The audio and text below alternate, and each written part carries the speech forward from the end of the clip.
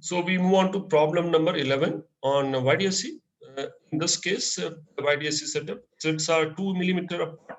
So D is 2 mm apart, illuminated by mixture of two wavelengths. So many case, standard case only one wavelength.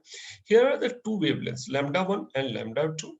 If two wavelengths are present, we can think of one wavelength at a time.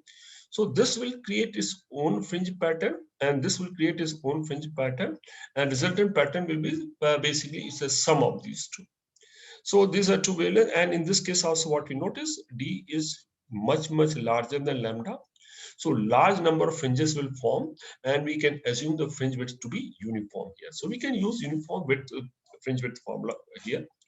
What we need to find here, if two wavelengths are with, what is the minimum distance from common center bright fringe on the screen, which is 2 meters away, where bright fringe from one interfered patterns coincides with the bright fringe for the other. So if we have shown two fringe pattern, and one is lambda one, other is lambda two. So what we notice here for this particular fringe, this is fringe width beta one, and for other one the fringe width is slightly lesser. This is beta two. So one which is having higher wavelength will have higher fringe width.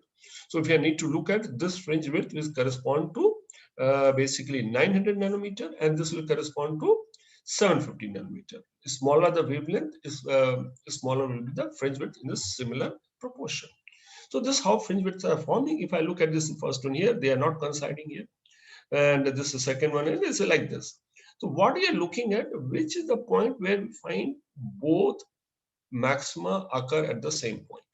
Roughly when I come here, I find if I physically, if we can mark those fringe pattern, I find this particular position on the screen here.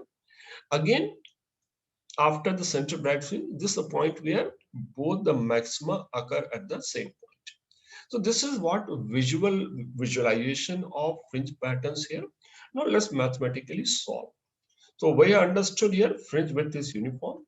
So fringe width can be considered to be uniform, and reason is pretty clear here. And fringe width we know is lambda into capital D by small d is proportional to wavelength. And we can easily calculate beta 1 for 750 nanometer. We calculate in millimeter, we convert into millimeter, and basically we convert into meter and then multiply with 10 to the power 3 to arrive at fringe width in millimeter. So beta 1, okay, okay. So beta 1 is 0.75 millimeters. Sorry, I have written beta 2. This is beta 2. A similar way, if I calculate for other fringe, for other wavelength, if wavelength becomes 900 nanometer, if this was 0.75 millimeter, fringe width is 0.9 millimeter. So this is every, so basically, first case, this bright fringe is occurring every 0.75 millimeter, very small spacing, and for second wavelength is occurring every 0.9 meters starting from center bright fringe. Where would they coincide? They will coincide at first, and they'll coincide at their LCM.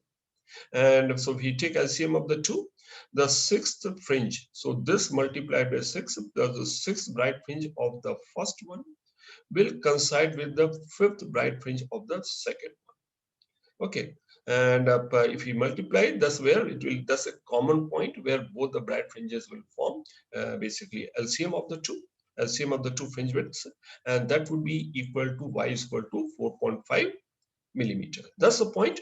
And after that, if the common bright fringe forms at a distance of 4.5 millimeter from the central bright fringe, then every 4.5 millimeter again will have two bright fringes coinciding, because same pattern repeats.